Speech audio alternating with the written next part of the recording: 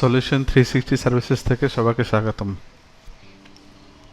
আজ আমি দেখাবো উইন্ডোজ ট্রাবল শুটিং এর যে কিভাবে আমরা যখন উইন্ডোজ 11 নতুন করে ইনস্টল করি অথবা ইনস্টল করার পরে আমাদের যেই 10টা সেটিং করলে আমাদের পিসির পারফরম্যান্স খুব বেড়ে যাবে, সেই 10টা সেটিংস নিয়ে আমি আলোচনা করব।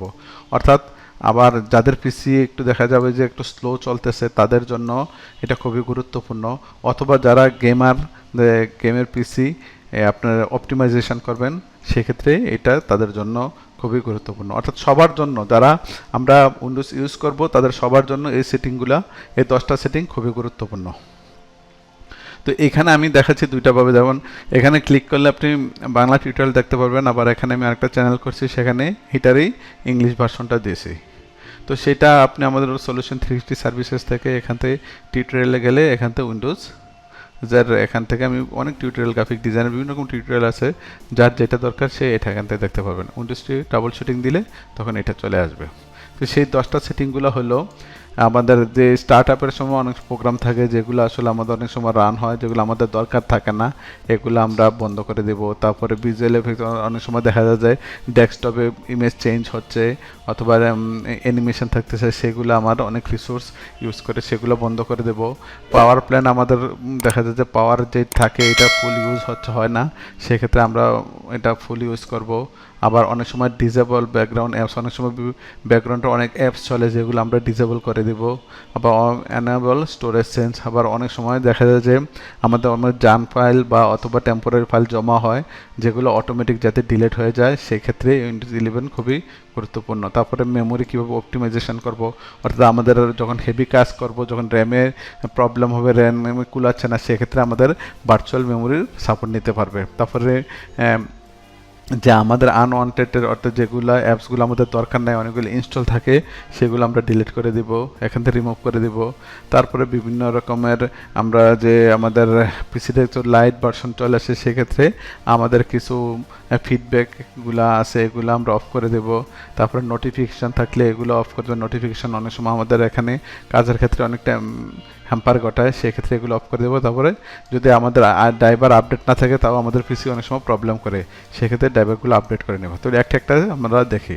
স্টার্ট আপ প্রোগ্রামে আমি যদি এখানে টাস্ক ম্যানেজার এখান থেকে দেখেন এটা এইভাবে আসতেছে। উইন্ডোজ 11 যেহেতু আমি 11 নিয়ে কাজ করতেছি সেটা এখানে দেখাচ্ছি। এখানে দিবেন, এখানে অনেকগুলো আছে, দেখেন এখানে খুবই কম আছে স্টার্ট আপ, সেক্ষেত্রে আমার পিসি খুব ফাস্ট স্টার্ট হবে অর্থাৎ বুট হবে। আর যদি আমরা কোনো সময় অফ করে দিই, যে আমার মাইক্রোসফট ওয়ানড্রাইভ অফ করে দেবো, সেক্ষেত্রে আমি এখান থেকে ডিজেবল দেব। ডিজেবল দিলে এটা আর স্টার্টের সময় অন হবে না। আবার অনেক সময় এটা যদি আমি ডিজেবল করছি অ্যানাবল করে দিতে চাই, তাহলে অ্যানাবল অটোমেটিক হয়ে যাবে। এখান থেকে আমরা এই সেটিংটা করে নিতে পারি।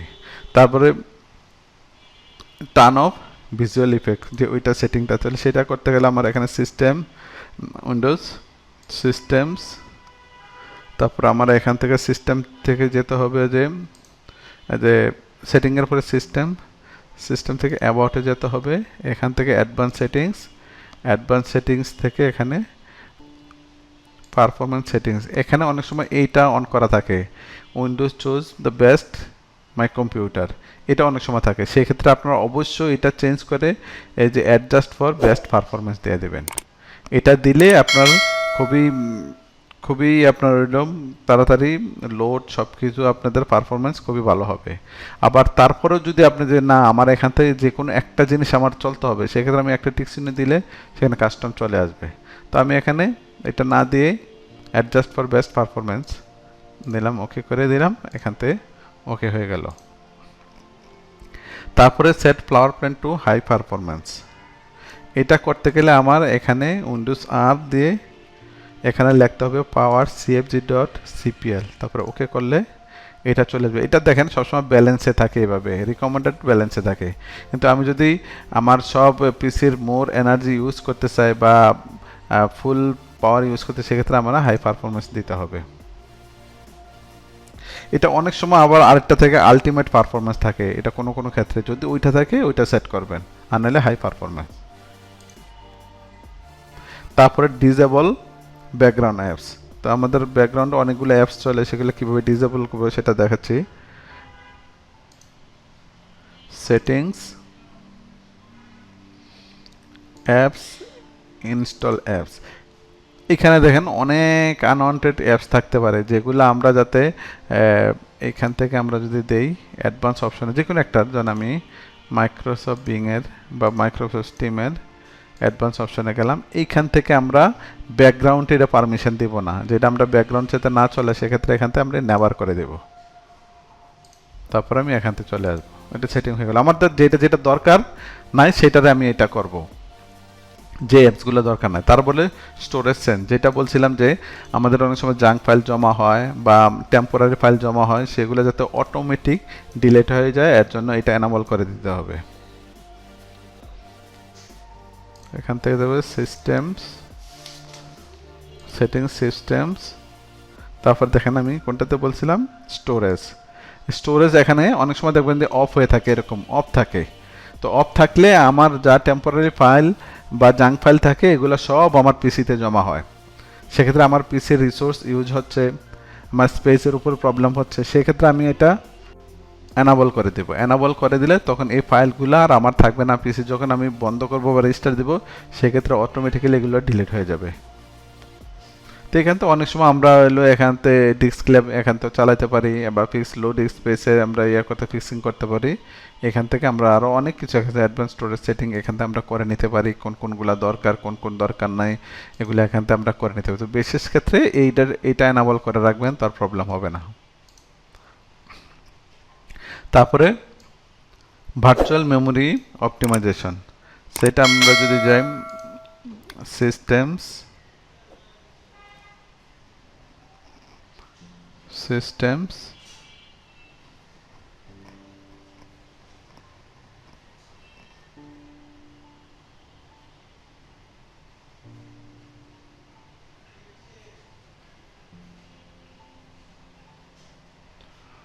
অ্যাবাউটে যেতে পারি। এখান থেকে দেখেন, এখান থেকে আমি অ্যাডভান্স সেটিং এখানে যেতে পারি, অথবা আমরা যদি যে কোনো পিসির এখানে যে আমরা যাই, এখান থেকে আমরা হলো প্রপার্টিসে গেলে সরাসরি এখানে চলে আসবে।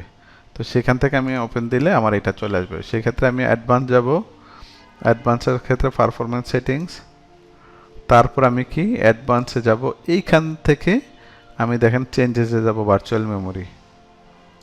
তো ভার্চুয়াল মেমোরি এখানে অটোমেটিক থাকে, এভাবে সব পিসিতে অটোমেটিক থাকে, সেক্ষেত্রে ম্যাক্সিমাম এখান থেকে সে নিয়ে নেয়। কিন্তু আমি যদি ম্যানুয়ালি সেট করি সেখান থেকে আমি কাস্টম সাইজে দেবো। তো দিব কত, আমার র্যাম যদি 8 জিবি থাকে সেক্ষেত্রে আমি আমার হাইয়েস্ট করতে পারবো 16 জিবি, অথবা আমার 1.5 গুণ হলে 8 জিবির কত আছে, এটা 12 জিবি। 8 জিবি রয়েছে 12 জিবি, 12 জিবি হলো 12,000 প্লাস হয়।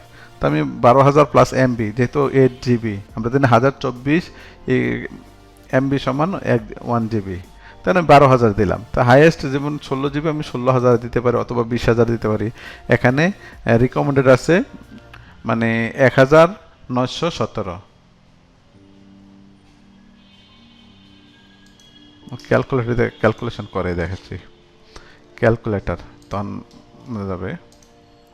বাট আমার হলো 8 জিবি আছে, 8 জিবির ইন্টু 1.5, বা সরি 8 × 1.5, 12 জিবি। তো 12 জিবি 1024 দেয়, 1024 দিলে কত আছে দেখেন, 12,288। 12,288 আমি 12,000 লিখলাম। তারপর 16 জিবির ক্ষেত্রে জন্য 16,000 সামথিং আসবে। যেমন 8 জিবি ডাবল হলে 16,000 ইন্টু 1024, তো 16,000 সামথিং থাকে, তো আমি 16,000 দিতে পারি। এটা দিলে এটার উপকারটা কি, যখন আমরা অনেক বড় বড় কাজ করি, কাজের ক্ষেত্রে অনেক সময় র্যামের সাপোর্ট, অথবা যাদের র্যাম কম থাকে সেক্ষেত্রে ভার্চুয়াল ফাইলের সাইজ যদি আমরা বাড়ে রাখি, ওই র্যামের উপরে প্রেসারের পরে এইখান থেকে মেমোরিটা ইউজ হয়, সেক্ষেত্রে আমার পিসি ফাস্ট চলে এবং কোনো প্রবলেম দেখায় না। আমরা এখান থেকে তারপর ওকে করে নিলে এটা যখন পরবর্তীতে আমরা রিস্টার্ট দিব, রিস্টার্ট দিলে তখন এটার এফেক্টটা আমরা পাবো। অর্থাৎ যে কোনো ভার্চুয়াল মেমোরির সাইজ আপনার র্যামের 1.5 গুণ অথবা 2 গুণ করতে পারেন। তারপর হলো রিমুভ ব্লুটওয়্যার। ব্লুটওয়্যার বলতে বোঝাচ্ছে যে আমাদের যে অ্যাপসগুলো থাকে অনেক সময়, যেমন ইনস্টল অ্যাপসগুলো থাকে, যে এই এখানে অনেক অ্যাপস থাকতে পারে যে অ্যাপসগুলো আমার দরকার নাই, আসলে অনেক ইনস্টল করা আছে। সেক্ষেত্রে আমরা এখান থেকে ধরে যে আমার নিউজটা দরকার নাই, আমি এখান থেকে ধরে আনইনস্টল করে দিতে পারি, আমার এতগুলো দরকার নাই। সেক্ষেত্রে আপনার পিসিটা খুবই ফাস্ট এবং স্মুথলি চলবে। তো এখান থেকে আপনারা রিমুভ করে দিতে পারেন। তারপর টেলিমেট্রি ডাটা কালেকশন,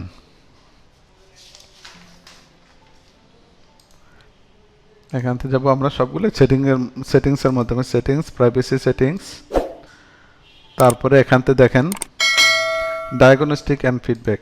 এটা সব সময় আমরা এখান থেকে সবগুলা ক্ষেত্রে অফ করে রাখবো, কোনোটা অন এনাবল করবো না। এটা অথবা যদি এরকম অপশন থাকে রিকোয়ার অনলি, এটাও দিতে পারি, অথবা এখানে টার্ন অফ করে রাখবো। সেক্ষেত্রে আমার পিসি খুবই স্মুথলি এবং লাইট হবে এবং মোর প্রাইভেট থাকবে, সিকিউরিটি সেটিংসটা আরও বাড়বে। যে অনেক সময় ভাইরাস বা হ্যাকিং হয়, সেক্ষেত্রে এটা অনেক উপকার হবে, সেক্ষেত্রে আমাদের সবসময় অফ করে রাখবো।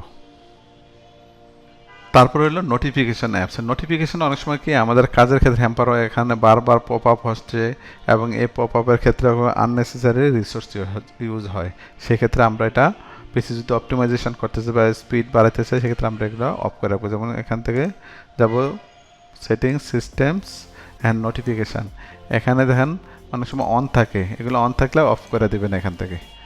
দেখেন এখান থেকে অফ করলে বিভিন্ন রকম হয়ে যাচ্ছে, না অনেক সেটিংস থাকে, বিভিন্ন রকম আপডেট নোটিফিকেশান আছে, সেগুলো আমি এখান থেকে অফ করে রাখবো, সবসময় অফটা করে রাখবেন। তারপরে আছে হলো আপনার যদি ড্রাইভার আপডেট থাকে, যদি কোনো ড্রাইভার আপডেট না থাকে, আমি এখান থেকে যেতে পারি, রাইট বাটন ক্লিক করে আমি ম্যানেজে যেয়ে এখান থেকে আমি ডিভাইস ম্যানেজার থেকে এখান থেকে আমি যেটা ড্রাইভারটা আপডেট নাই, এখানে ক্রস চিহ্ন বা এরকম দেখাবে, সেক্ষেত্রে আমি ধরে এখান থেকে নেট থাকলে আপডেট দিয়ে দেবো, অটোমেটিক আপডেট নিয়ে নেবে। এটা অলরেডি ইনস্টল আছে, এর জন্য এটার কোনো আপডেট নাই। তো এই 10টা সেটিং যদি আপনি করেন, তাহলে আপনার পিসি খুবই স্মুথলি রান হবে। আশা করি আপনাদের এই ভিডিওটা খুবই উপকার হয়েছে। যদি উপকার হয়ে থাকে তাহলে অবশ্যই একটা লাইক দিবেন, আর যদি কোনো কোশ্চেন থাকে তাহলে কমেন্ট বাটনে কমেন্ট দিবেন, এবং যারা এখনও সাবস্ক্রাইব করেন নাই তারা সাবস্ক্রাইব করে নেবেন। আজ এই পর্যন্ত।